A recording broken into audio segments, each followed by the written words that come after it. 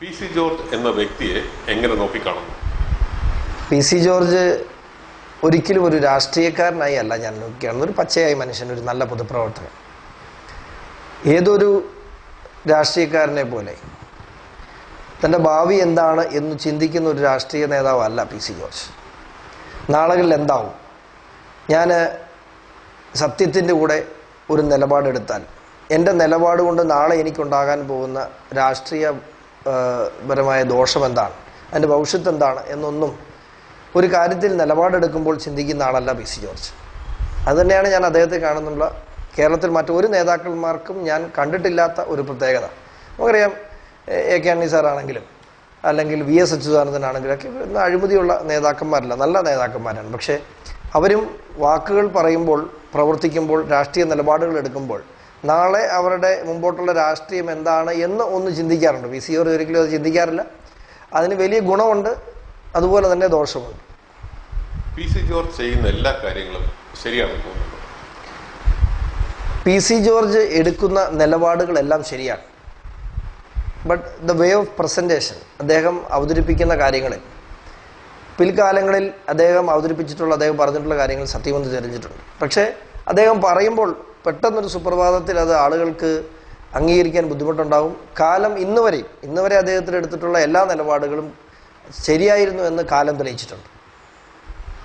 P C George അടിക്കടി നിലപാട് മാറ്റുന്നു എന്നൊരു ആരോപണം, അത് സത്യമാണ്?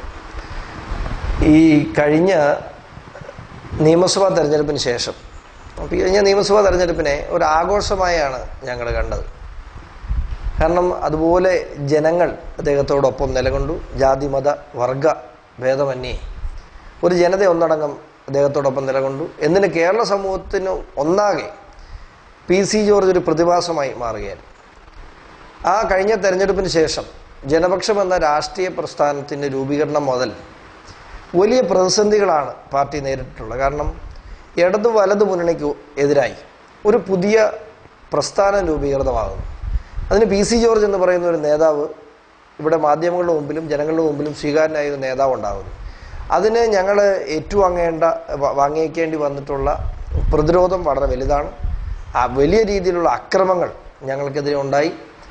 നിലനിൽപ്പ് എന്ന് പറയുന്ന ഒരു ഭീഷണിയായി തന്നെ സാഹചര്യമുണ്ടായി. നമുക്ക് പൂഞ്ഞാറ് വിട്ടറിയാം, കേരളത്തിൽ 130-ലധികം നിയോജകമണ്ഡലങ്ങളിൽ കമ്മിറ്റിയുണ്ട് ജനപക്ഷത്തിന്.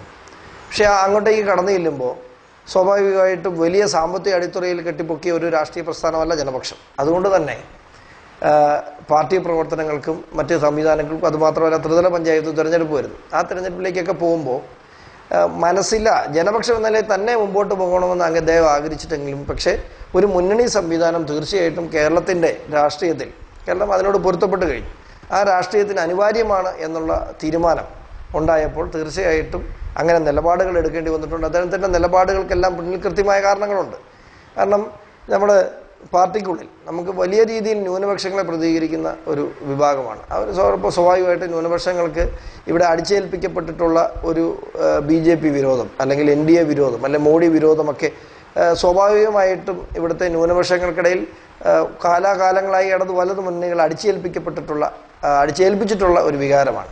അപ്പോൾ ആ ഒരു വികാരത്തിൽ നിന്നുകൊണ്ട് പാർട്ടിയുടെ ഭൂരിപക്ഷ അഭിപ്രായം സ്വരൂപിച്ച് നമുക്കൊരു മുന്നണി സംവിധാനം വേണമെന്ന് പാർട്ടിയുടെ സംസ്ഥാന കമ്മിറ്റി ഒന്നടങ്കം ആരംഭിച്ചപ്പോൾ അതിനെന്തു ചെയ്യണമെന്ന് ആലോചിച്ച് UDF-ന് അനുകൂലമായി ഒരു തീരുമാനമെടുത്ത് UDF-ൽ നമ്മൾ അംഗമാകാൻ വേണ്ടിയുള്ള കത്ത് കൊടുക്കുകയും, കത്ത് കൊടുത്തതിന് ശേഷം ഒരു 4-3-7 പേരില്ലാത്ത നിരവധി ഘടകകക്ഷികളുള്ള UDF പോലൊരു പ്രസ്ഥാനം, പി സി ജോർജ് എന്ന് പറയുന്ന ഒരു നേതാവ് അദ്ദേഹത്തിൻ്റെ പാർട്ടിയും മുന്നിൽ കടന്നു വരരുതെന്നുള്ള വാശിയോടുകൂടി നിലപാടുകൾ എടുത്തപ്പോൾ ഞങ്ങളുടേതായ നിലപാടെടുക്കേണ്ടി വന്നു.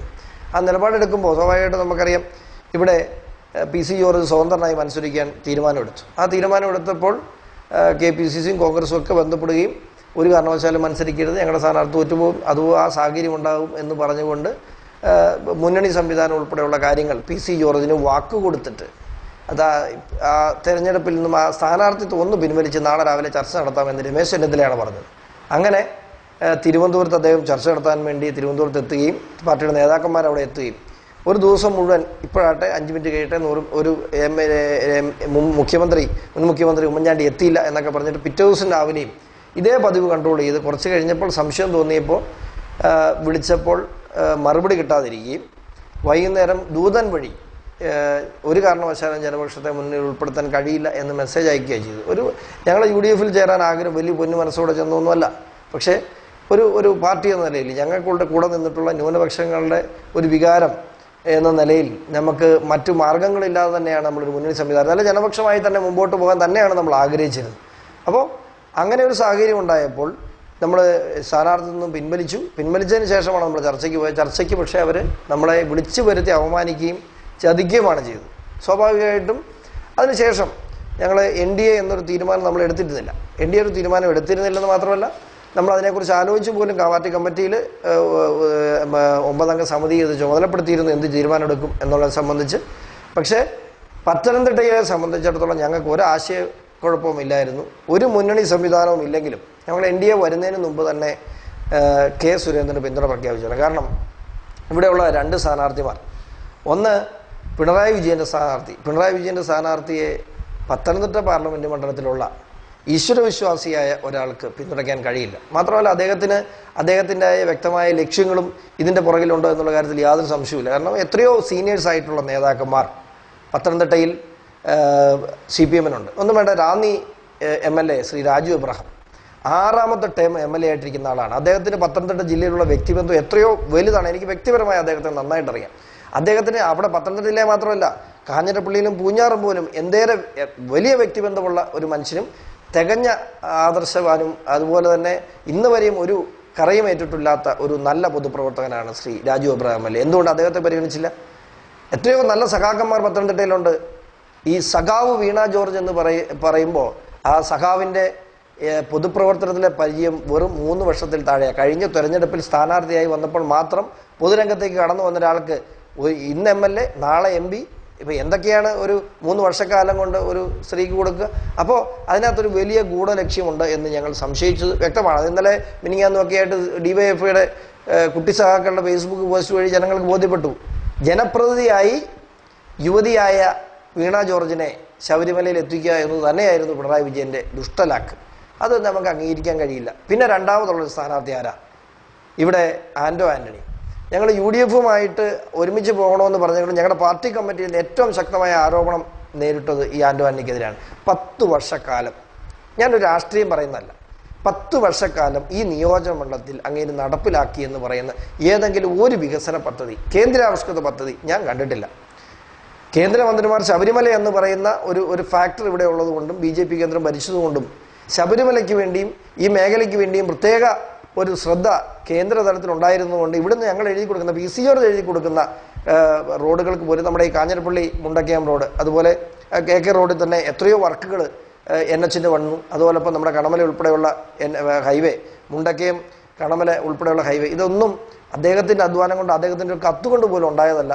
ഇത് ശബരിമല എന്ന പരിഗണനയിൽ ഇത്രയും വലിയ തീർത്ഥാടന കേന്ദ്രം ഇവിടെ ഉള്ളതുകൊണ്ട് സ്വാഭാവികമായിട്ടും PC ജോർജിൻ്റെ അഭ്യർത്ഥന പ്രകാരം സംസ്ഥാന ഗവൺമെൻറ്റിൻ്റെ നിർദ്ദേശപ്രകാരം തന്നെ രൂപീകൃതമായ സാധനങ്ങൾ അന്ന് നിങ്ങൾക്കറിയാം. ഒരു കേന്ദ്രാവിഷ്കൃത പദ്ധതി, ഒരു PMGSY റോഡ് ഞങ്ങളുടെ ഈ നാട്ടിൽ 10 വർഷക്കാലത്തിനിടയിൽ എനിക്കറിയില്ല. ഒരു നിയോജകമണ്ഡലത്തിൽ ഏറ്റവും കുറഞ്ഞത് 100 കോടി രൂപയിലധികം PMGSYയുടെ വർക്ക് കഴിഞ്ഞ 5 വർഷക്കാലത്തിനിടെ നടന്നിട്ടുണ്ട്. ഞങ്ങളുടെ നിയോജകമണ്ഡലം നടപ്പിലായ പദ്ധതി അറിയാം. എന്തിന് ഇത്രയും വലിയ പ്രളയം നേരിട്ട ഈ കാലഘട്ടത്തിൽ ശബരിമലയിൽ ഇത്രയും വലിയ പ്രക്ഷോഭങ്ങൾ നേരിട്ട ശബരിമലയിൽ പ്രക്ഷോഭത്തിൽ BJP ഉണ്ടായിരുന്നു, ഞങ്ങളും ഉണ്ടായിരുന്നു. ഞങ്ങളന്ന് ഇന്ത്യയുടെ ഭാഗമല്ല. ഇവിടെ എത്രയോ സാമൂഹിക സാംസ്കാരിക രംഗത്തുള്ള നേതാക്കൾ അതിനകത്ത് പങ്കെടുത്തു. ഏതെങ്കിലും ഒരു സമരരംഗത്ത് ഈ ആന്റണിയെ ഞാൻ കണ്ടിട്ടില്ല. ഇവിടെ പ്രളയമുണ്ടായി, തീക്കോയിൽ 5 പേര് മണ്ണിനടിയിൽപ്പെട്ട് മരിച്ചു. നമ്മുടെ പ്രിയ സുഹൃത്ത് ജോബി അവിടെ ഉരുൾപൊട്ടലിൽ ഒലിച്ചുപോയി. അവിടെ ഒന്നും ഞാൻ ആന്റണി എന്ന് പറയുന്ന ഈ സ്ഥാനാർത്ഥിയെ ഈ MP-യെ കണ്ടിട്ടില്ല. 10 വർഷക്കാലം അദ്ദേഹം ഡൽഹിയിൽ സ്ഥിരതാമസവും അവിടെ അദ്ദേഹത്തിൻ്റെ വ്യവസായമൊക്കെ ആയിട്ട് പോകുന്നു. അതിവിടെ ഈ രാഷ്ട്രീയത്തെ വ്യവസായമായി കണ്ടുകൊണ്ട് അദ്ദേഹത്തിൻ്റെ സഹോദരങ്ങൾ 2 bank, Poonjar service cooperative bank, Munnoor service cooperative bank, ഈ 2 ബാങ്കും അടിപടല തകർത്ത് ആ 2 ഇപ്പം അഡ്മിനിസ്ട്രേറ്റർ ഭരണത്തിൽ നിൽക്കുകയാണ്.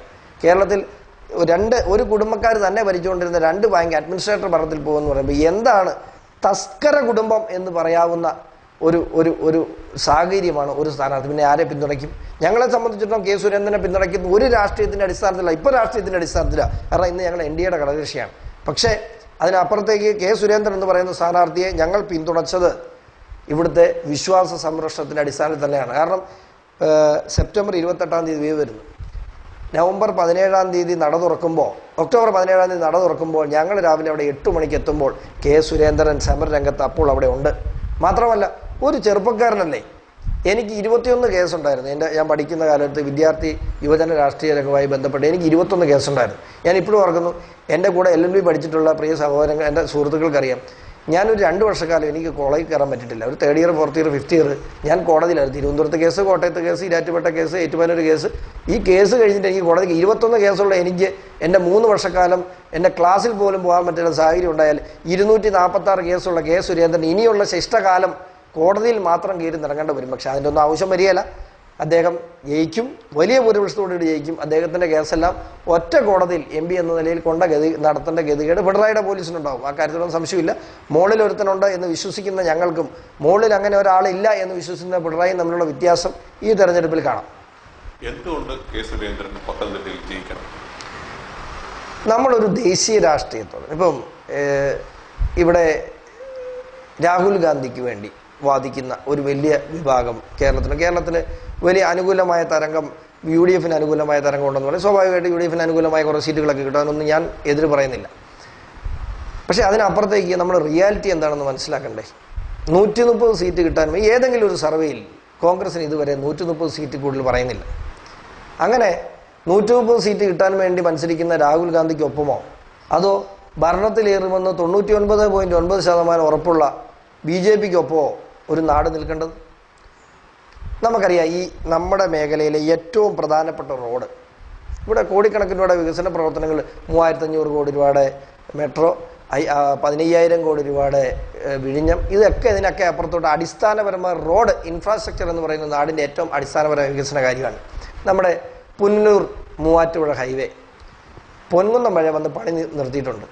ഇവിടുന്ന് നമ്മൾ പൊൻകുന്നത്തുനിന്ന് പുനലൂർ വരെ ചെല്ലണമെങ്കിൽ ഇപ്പോൾ 3.5 മണിക്കൂർ 4 മണിക്കൂർ കേരളത്തിൻ്റെ ഹൃദയഭാഗത്തൂടെ കടന്നു പോകുന്ന, ദേശീയ തീർത്ഥാടന കേന്ദ്രത്തിൻ്റെ നടുക്കൂടെ കടന്നു പോകുന്ന ഒരു റോഡ് അത് ടാർ ചെയ്യാൻ പറ്റിയിട്ടുണ്ടോ? ഒരു നിമിഷ നേരത്തെ സമയം പോരെ ഒരു കേന്ദ്രം ഭരിക്കുന്ന 10 വർഷക്കാലം ആൻഡ്വാനി MP ആയിരുന്നു. എന്തു ചെയ്തു ആ റോഡിന് വേണ്ടി? ഇപ്പോൾ ഇവിടെ സംസ്ഥാന സർക്കാരിൻ്റെ ഫണ്ടിൽ നിന്നാണ് പറയുന്നത് 1000 കോടി രൂപ എന്നൊക്കെ പറയുന്നത് കേന്ദ്ര ഗവൺമെൻറ്റിനെ സംബന്ധിച്ച് എത്രയോ നിസ്സാരമായ കാര്യമാണ്. ഒരു സെൻട്രൽ റോഡ് ഫണ്ട് എത്ര വന്നിട്ടുണ്ടോ നമ്മുടെ നാട്ടിൽ? ഇവിടെ സുരേന്ദ്രൻ ജയിച്ചു പോയാൽ അവിടെ ഒരു സംശയവും വേണ്ട, NDA അധികാരത്തിൽ വരികയാണ്. വലിയ രീതിയിലുള്ള ഞങ്ങൾ വികസന കാഴ്ചപ്പാടുകൾ തന്നെ NDAയുമായിട്ടുള്ള ചർച്ചയിൽ നമ്മൾ മുമ്പോട്ട് വെച്ചിട്ടുണ്ട്. നമ്മൾ ഏറ്റവും അധികം മുമ്പോട്ട് വെച്ചിട്ടുണ്ട് ഞങ്ങളുടെ മേഖലയെ ഏറ്റവും അധികം ബാധിക്കുന്ന റബ്ബർ. നമ്മുടെ നാട് നശിച്ച് നിൽക്കുകയാണ്. 200 രൂപ റബ്ബറിന് ഉറപ്പ് കിട്ടും. റബ്ബറിനെ കാർഷിക വിളയായിട്ട് പ്രഖ്യാപിക്കുമെന്ന് ഞങ്ങൾക്ക് ഉറപ്പ് തന്നിട്ടുണ്ട്. അടിസ്ഥാന വിലയായി 200 രൂപ റബ്ബറിന് ഉറപ്പ് നൽകാമെന്ന് NDA നമുക്ക് വാക്ക് തന്നിട്ടുണ്ട്. അത് മാത്രമല്ല, ഞങ്ങളുടെ മേഖലയെ ബാധിച്ചിരിക്കുന്ന ഏറ്റവും വലിയ വിഷയമായിരുന്നു കസ്തൂരംഗൻ. അന്ന് കസ്തൂരംഗൻ പ്രഖ്യാപിക്കുമ്പോൾ കേരളത്തിൽ നിന്നും കേന്ദ്രത്തിൽ 8 കേന്ദ്രമന്ത്രിമാരാണ് ഉള്ളത്, 16 MP-മാരാണ് ഉള്ളത്. അന്ന് കേരളത്തോട് അവർ കാണിക്കാത്ത മര്യാദ മോഡി സർക്കാർ ചെയ്തില്ലെന്ന് ആർക്കെങ്കിലും പറയാൻ കഴിയുമോ? ഈ മലയോര കാർഷിക കണ്ണുമടച്ച് കോൺഗ്രസിനെ പിന്തുണയ്ക്കുന്ന മലയോര കാർഷിക മേഖല, ഇടുക്കി ഉൾപ്പെടുന്ന കാർഷിക മേഖലയിലെ പൂർണ്ണമായിട്ടും അതിനെ പിടിച്ചു നിർത്തി ഇന്ന് വരെയും അതിനുള്ള ഒരു ഓർഡിനൻസ് കൊണ്ടുവരാൻ കോൺഗ്രസ് സർക്കാർ ഭരിച്ചിരുന്നെങ്കിൽ, ജയറാം രമേശായിരുന്നു പരിസ്ഥിതി മന്ത്രിയെങ്കിൽ 100% ഇപ്പോൾ ആ കസ്തൂരംഗൻ നിലവിൽ വന്നേനെ. ഇപ്പോൾ ഞങ്ങളുടെ നിയോജകമണ്ഡലത്തിൽ തന്നെ കൂട്ടിക്കൽ, പൂഞ്ഞാർ, തെക്കേക്കര, തീക്കോയ് ഉൾപ്പെടെയുള്ള വില്ലേജുകളെ അതിനകത്തിൽ നിന്നും പൂർണ്ണമായി ഒഴിവാക്കാൻ ഞങ്ങൾക്ക് കഴിഞ്ഞിട്ടുണ്ട്. അത് മോഡി സർക്കാർ നമ്മളോട് ചെയ്തു തന്നിട്ടുള്ള ഒരു ആനുകൂല്യമായിട്ട് തന്നെ ഞങ്ങൾക്ക് കരുതുള്ളൂ. കാരണം തുടർന്നും ആ കേന്ദ്രം ഭരിക്കാൻ പോകുന്ന എന്തിനാ ഒരു രാജ്യം ഭരിക്കുന്ന ഒരു രാഷ്ട്രീയ പാർട്ടിയോട് അയിത്തം കൽപ്പിക്കേണ്ടത്? എന്തിനാണ് രാജ്യം ഭരിക്കുന്ന ഒരു പ്രസ്ഥാനത്തോട് കേരളത്തിൽ മാത്രം ഒരു അയിത്തം? UP-യിൽ എന്താ സംഭവിക്കുന്നത്? 39% മുസ്ലിം സഹോദരങ്ങളുള്ള UP-യിൽ നിന്നും BJP ഭരിക്കുന്നത് എന്തുകൊണ്ടാണ്? അവിടെ ന്യൂനപക്ഷങ്ങൾ പീഡിപ്പിക്കപ്പെടുന്നില്ലല്ലോ. കഴിഞ്ഞ 2014 മുതൽ 19 വരെ ഞങ്ങൾ ന്യൂനപക്ഷ പ്രതിനിധിയാണ്. NDAയ്ക്കുള്ളിലെ ന്യൂനപക്ഷങ്ങളുടെ പ്രതിനിധിയാണ് ഞങ്ങൾ. അവിടെ ന്യൂനപക്ഷങ്ങളെ സംരക്ഷിക്കുവാനും ന്യൂനപക്ഷങ്ങളുടെ അവകാശങ്ങൾ നേടിയെടുക്കുവാനും ന്യൂനപക്ഷങ്ങളിൽ നിന്നും ആരെങ്കിലും വേണം അവിടെ. ആ ബോധ്യത്തിൻ്റെ അടിസ്ഥാനത്തിൽ തന്നെയാണ് ഞങ്ങൾ അങ്ങോട്ട് കടന്നു വന്നിട്ടുള്ളത്. ഇവിടുത്തെ ന്യൂനപക്ഷങ്ങളുടെ അവകാശങ്ങൾ സംരക്ഷിക്കപ്പെടുവാൻ നമുക്ക് ഒരു കാര്യം എടുത്തു പറയാം. വലിയ വീഡിയോകളൊക്കെ നമുക്ക് എല്ലാ ദിവസവും കാണാറുണ്ട്. അവിടെ പീഡിപ്പിച്ചു, ഇവിടെ പീഡിപ്പിച്ചു. 2014 മുതൽ 19 വരെയുള്ള കാലഘട്ടങ്ങളിൽ നമ്മൾ എന്തൊക്കെ വിമർശനങ്ങൾ പറഞ്ഞാലും ഒരു കാര്യം പറയാം, ഈ ഇന്ത്യ എന്ന് പറയുന്ന മഹാരാജ്യത്ത് ഒരു വർഗീയ ലഹളകളും ഉണ്ടായില്ല എന്ന് കൃത്യമായി തന്നെ കോൺഗ്രസിന് ഉൾപ്പെടെ ഇവിടെ സംഭവിക്കേണ്ടി വരും. അക്കാര്യത്തിലൊരു സംശയമില്ല. NDAക്ക് ഈ ഇലക്ഷനിൽ എത്ര സീറ്റ് ലഭിക്കാൻ ചാൻസ് കേരളത്തിൽ? ഈ സ്വാഭാവികമായിട്ടും NDAയുടെ ഒരു ഘടകകക്ഷിയുടെ വ്യക്തി എന്ന നിലയിൽ 20 സീറ്റിലും മത്സരിക്കുന്നു, 20 സീറ്റിലും ജയിക്കുമെന്നൊക്കെ പറയണം. പക്ഷേ ഞാൻ കണക്ക് കൂട്ടുന്നു. കാരണം കേരളത്തിൻ്റെ ഒരു രാഷ്ട്രീയം മാറുകയാണ്. 5 സീറ്റ് കേരളത്തിൽ NDAക്ക് ലഭിച്ചാൽ അത്ഭുതപ്പെടാനില്ല എന്ന് തന്നെയാണ് എൻ്റെ അഭിപ്രായം. തിരുവനന്തപുരത്തിൻ്റെ കാര്യത്തിൽ അഭിപ്രായ വ്യത്യാസമില്ല. പത്തനംതിട്ടയുടെ കാര്യത്തിൽ ആർക്കും ഒരു സംശയമില്ല. ബാക്കിയുള്ള സീറ്റുകൾ ഞാൻ പറയുന്നില്ല. കാരണം എല്ലാ സ്ഥാനാർത്ഥിമാരും ജയിക്കാൻ വേണ്ടി മത്സരിക്കുന്നവരാണ്. ബാക്കിയുള്ള 3 സീറ്റുകളെ സംബന്ധിച്ച് എനിക്ക് വ്യക്തമായ ധാരണയുണ്ട്. പക്ഷേ അതിൽ എന്തു സംഭവിക്കും എന്നുള്ളത് കണ്ടറിയേണ്ടിയിരിക്കുന്നു. പക്ഷേ വ്യക്തമായ രാഷ്ട്രീയ നേട്ടം NDA കേരളത്തിൽ ഉണ്ടാക്കും എന്നുള്ള കാര്യത്തിൽ സംശയമില്ല. ഈ ലോക്സഭാ തെരഞ്ഞെടുപ്പോടുകൂടി ഈ കേരളത്തിൽ നിന്നും കമ്മ്യൂണിസ്റ്റ് പാർട്ടി എന്ന് പറയുന്ന പ്രസ്ഥാനം തൂത്തെറിയപ്പെടും. പിണറായി വിജയൻ ഈ തെരഞ്ഞെടുപ്പ് കഴിയുമ്പോൾ ന്യൂനപക്ഷമായി മാറും എന്നുള്ള കാര്യത്തിൽ കേരളത്തിലെ ജനങ്ങളുടെ ഇടയിൽ ജനങ്ങളുടെ പിന്തുണയുടെ കാര്യത്തിൽ ന്യൂനപക്ഷമായി മാറും. മാത്രമല്ല പിണറായി വിജയനെ മുഖ്യമന്ത്രി സ്ഥാനത്തു നിന്നും മാറ്റാൻ CPM നേതൃത്വം നിർബന്ധിതമാകും. അതുപോലെ തന്നെ ഇത്ര ദയനീയമായ അവസ്ഥയാണ് ഒരു ഭൂരിപക്ഷ വിഭാഗത്തെ പ്രതികരിക്കുന്നത്. നമുക്കറിയാം, ഹൈന്ദവരാണ് കേരളത്തിൽ ഇന്ത്യ മുഴുവൻ ഹൈന്ദവരാണ് ഭൂരിപക്ഷം. അവരെ എത്ര മോശമായി ചിത്രീകരിച്ചുകൊണ്ടാണ് നമ്മുടെ ശബരിമലയിൽ ആദ്യമായി കയറിയ യുവതിയുടെ പേര് PSC ക്വസ്റ്റ്യൻ പേപ്പറിലൊക്കെ വരുന്നത്. ഇത് ധാർഷ്ട്യമല്ലേ? ഇത് ആളുകളുടെ ഇവിടുത്തെ ഭൂരിപക്ഷ സമുദായത്തിന് താടിക്ക് തട്ടുകയല്ലേ പിണറായി വിജയൻ ചെയ്യുന്നത്? ഞാൻ രാഷ്ട്രീയം പറയുന്നതല്ല. ഒരിക്കലും ഒരു ഭരണാധികാരി എല്ലാ മതവിഭാഗങ്ങളെയും ഒരുപോലെ കണ്ടുകൊണ്ട് മുമ്പോട്ട് പോകാൻ ഒരു ഭരണാധികാരിക്ക് കഴിയണം. ഇപ്പം ഞങ്ങൾ NDA എന്ന നിലപാടെടുത്തപ്പോൾ ധാരാളം എതിർപ്പുകൾ ന്യൂനപക്ഷ വിഭാഗങ്ങൾ ഇന്ന് വന്നിട്ടുണ്ട്. പക്ഷേ അവങ്ങളെല്ലാം അവരെ ചീത്ത വിളിക്കുകയാണ് ചെയ്യേണ്ടത്. അവർക്കെതിരായിട്ട് വർത്തമാനം പറയുകയാണ് ചെയ്യേണ്ടത്. അവരെ പ്രതികരിക്കുന്ന രാഷ്ട്രീയ പ്രസ്ഥാനമാണെന്ന് ഞങ്ങൾ അവരെ ബോധ്യപ്പെടുത്തി കൊടുക്കും. 6 മാസത്തിനുള്ളിൽ ഞങ്ങൾക്ക് നല്ല വ്യക്തമായ ബോധ്യമുണ്ട്. ഞങ്ങളുടെ പാർട്ടി വിട്ട് ആളുകൾ പോയെന്ന് പറഞ്ഞു. ഞങ്ങളുടെ പാർട്ടിയിൽ നിന്നും ഞങ്ങളുടെ പാർട്ടിയുടെ അംഗത്വ ബലത്തിൽ നിന്നും 5% ആളുകൾ ഇന്ന് വരെയും ഈ പാർട്ടിയിൽ നിന്ന് പോയിട്ടില്ല. പിന്നെ ഭാഗ്യാന്വേഷികളായ കുറച്ച് നേതാക്കന്മാർ, 1-2 നേതാക്കന്മാർ ഇതിനകത്ത് പോയിട്ടുണ്ടെങ്കിൽ അവരുടെ കൂടെയൊന്നും 2 പേര് തികച്ചില്ല. അത് അവരുടെ മണ്ഡലങ്ങളിൽ പോലും എന്ന് ബോധ്യമുണ്ട് ഞങ്ങൾക്ക്. ഈ ഒരു അലയൻസ് കൊണ്ട് ജനപക്ഷത്തിന് ഗുണങ്ങളാണോ ദോഷങ്ങളാണോ ഉണ്ടാകുന്നത്? എന്ത് ഗുണങ്ങളുണ്ടാകും? ജനപക്ഷത്തിന് ദോഷമോ ഗുണമാണെങ്കിലും ഞങ്ങൾ NDAയുടെ ഭാഗമാകുമ്പോൾ ഇവിടുത്തെ ന്യൂനപക്ഷങ്ങൾക്ക് ഗുണമുണ്ടാകും എന്ന് പൂർണ്ണമായി നിങ്ങൾക്ക് വിശ്വസിക്കാം. ജനസേവനത്തിന് അധികാരം ആവശ്യമുണ്ടോ? ജനസേവനത്തിന് അധികാരം ആവശ്യമാണോ എന്ന് ചോദിച്ചാൽ ഒരു രാഷ്ട്രീയ പാർട്ടിക്ക് കൃത്യമായ നയപരിപാടികളുണ്ട്. അത് വ്യത്യസ്തമായ കാഴ്ചപ്പാടാണ്. കേരള ജനപക്ഷത്തെ സംബന്ധിച്ചിടത്തോളം ഞങ്ങൾ പ്രദാനം ചെയ്യുന്ന കാർഷിക മേഖലയുടെ വിലത്തകർച്ചയും നിലനിൽപ്പും ഞങ്ങളെ ബാധിക്കുന്ന ഒരു വലിയ വിഷയമാണ്. ഇപ്പോൾ റബ്ബറിനെ സംബന്ധിച്ച കാര്യം പറഞ്ഞു. കാലാകാലങ്ങളിൽ 7 പതിറ്റാണ്ടിൽ 5 പതിറ്റാണ്ട് കാലവും ഇന്ത്യ കോൺഗ്രസ് പാർട്ടി ഭരിച്ചിട്ട് അവർക്ക് ഞങ്ങളെല്ലാം പിന്തുണ കൊടുത്തിട്ട് എന്ത് തന്നു? റബ്ബർ കർഷകന് ഉണ്ടായിരുന്ന റബ്ബറിൻ്റെ ഇറക്കുമതി തിരുവയും കൂടെ 40% വരെ നിജപ്പെടുത്താമായിരുന്ന ആസിയാൻ കരാറിൽ അത് റബ്ബർ കമ്പനികളുടെ കാശ് വാങ്ങി 25% നിജപ്പെടുത്തി കൊടുത്തു. അത് കർഷകനോട് ചെയ്ത ഏറ്റവും വലിയ ദ്രോഹമാണ്. ഈ റബ്ബർ കഴിഞ്ഞ 5 പതിറ്റാണ്ട് കാലമായി കേരള കോൺഗ്രസ് ഉണ്ടായ കാലം മുതൽ ഞാൻ കേൾക്കുന്നൊരു മുദ്രാവാക്യമാണ്. മാണി സാറൊക്കെ ഒരു പക്ഷേ 50 കൊല്ലക്കാലം രാഷ്ട്രീയത്തിന് പിടിച്ചതെന്ന് തന്നെ ആ മുദ്രാവാക്യം ഉയർത്തിക്കൊണ്ടാണ് റബ്ബറിനെ കാർഷിക വിളയായിട്ട് പ്രഖ്യാപിക്കണം. അദ്ദേഹത്തിൻ്റെ പാർട്ടി ഉൾപ്പെടെ പ്രദാനം ചെയ്ത മന്ത്രിസഭകൾ നിരവധി വന്നിട്ടും റബ്ബറിനെ കാർഷിക വിളയാക്കാൻ പറ്റിയിട്ടില്ല. പക്ഷേ 1950 റബ്ബർ ആക്ട് പുതുക്കിക്കൊണ്ട് ഈ കഴിഞ്ഞ മാസം കേന്ദ്ര സർക്കാർ പുറത്തിറക്കിയ റബ്ബർ ആക്ടിൻ്റെ കരട് രേഖയിൽ റബ്ബറിനെ കാർഷിക വിളയായിട്ട് പ്രഖ്യാപിച്ചു. അപ്പോൾ ആ കേന്ദ്ര സർക്കാരിൻ്റെ അധികാരത്തിൻ്റെ ഭാഗമായി ഞങ്ങൾ വന്നാൽ ഒരു സംശയവും വേണ്ട, വരുന്ന 1 വർഷക്കാലത്തിനുള്ളിൽ റബ്ബറിനെ കാർഷിക വിളയായി പ്രഖ്യാപിച്ചിരിക്കും. അതിൽ ഞങ്ങൾ പ്രതിജ്ഞാബദ്ധരാണ്. അതുമാത്രമല്ല, നമുക്കിവിടെ ന്യൂനപക്ഷങ്ങൾ പീഡിപ്പിക്കപ്പെടുന്നു എന്ന് പറയുന്നു. അവിടെ ചോദിക്കാനും പറയാൻ ഞങ്ങളുണ്ട്. ഇനി NDAയിൽ ഒരു സംശയമില്ല. അവിടെ നോർത്ത് ഇന്ത്യയിലാകട്ടെ എവിടെയാകട്ടെ ന്യൂനപക്ഷങ്ങളെ പ്രതികരിക്കുന്ന രാഷ്ട്രീയ പ്രസ്ഥാനം എന്ന നിലയിൽ അവർക്ക് ചോദിക്കാൻ അവിടെ അങ്ങനെ സാഹചര്യം ഉണ്ടായാൽ എന്നാണെങ്കിലും കേന്ദ്ര നേതൃത്വം BJP പറഞ്ഞൊന്നും നടക്കുന്ന കാര്യങ്ങൾ പ്രാദേശികമായ ന്യൂനപക്ഷങ്ങൾ പലയിടത്തും അങ്ങനെ സാഹചര്യങ്ങളുണ്ടാകാം. അവിടെയൊക്കെ ഓടിയെത്താനും അവർക്കൊപ്പം നിൽക്കാനും NDAയുടെ ഭാഗമായി നിന്നുകൊണ്ട് അവർക്ക് ആശ്വാസം പകരാനും ഞങ്ങൾക്ക് കഴിയുമെന്ന് ഞങ്ങൾ വിശ്വസിക്കുന്നു. അധികാരം എന്ന് പറയുന്നത് നമ്മുടെ നാടിൻ്റെ വികസനം. ഞാൻ ഈ NDAയുടെ തെരഞ്ഞെടുപ്പ് കമ്മിറ്റിയിൽ അദ്ദേഹത്തിന് അവരുടെ കേന്ദ്ര നേതാക്കൾ ഉൾപ്പെടെ പങ്കെടുത്ത തെരഞ്ഞെടുപ്പ് കമ്മിറ്റിയിൽ ഞാൻ ഈ പുനലൂർ മൂവാറ്റുപുഴ റോഡിൽ പൊൻകുന്നം മുതൽ നമ്മുടെ പുനലൂർ വരെയുള്ള പ്രദേശത്തെക്കുറിച്ച് പറഞ്ഞു. ഈ ഭരണം അധികാരത്തിൽ NDA അധികാരത്തിലെത്തിയാൽ 3 മാസത്തിനുള്ളിൽ അതിനുള്ള മുഴുവൻ പൈസയും കണ്ടെത്തുന്നുള്ളതെന്ന് എന്നോട് വാക്ക് പറഞ്ഞിട്ടുണ്ട് BJPയുടെ സംസ്ഥാന നേതൃത്വം. ഞങ്ങളുടെ മേഖലയിലെ ടൂറിസം, കേരളത്തിലെ ഏറ്റവും വലിയ ടൂറിസം നമുക്ക് വളർത്തിയെടുക്കാവുന്ന കാര്യം. നാളത്തെ ഭാവി അതാണ്. കാർഷിക മേഖലയൊക്കെ തകർന്നെഴുന്നിരിക്കുകയാണ്. കേരളത്തിലെ വ്യവസായ രംഗം നിങ്ങൾക്കറിയാം. ഇവിടുത്തെ ചെറുപ്പക്കാർക്ക് ജോലി കിട്ടാനുള്ള യാതൊരു സാഹചര്യവും കേരളത്തിലില്ല. ഇനി അത് ഉണ്ടാകാനും പോകുന്ന വലിയ ബുദ്ധിമുട്ടാണ്.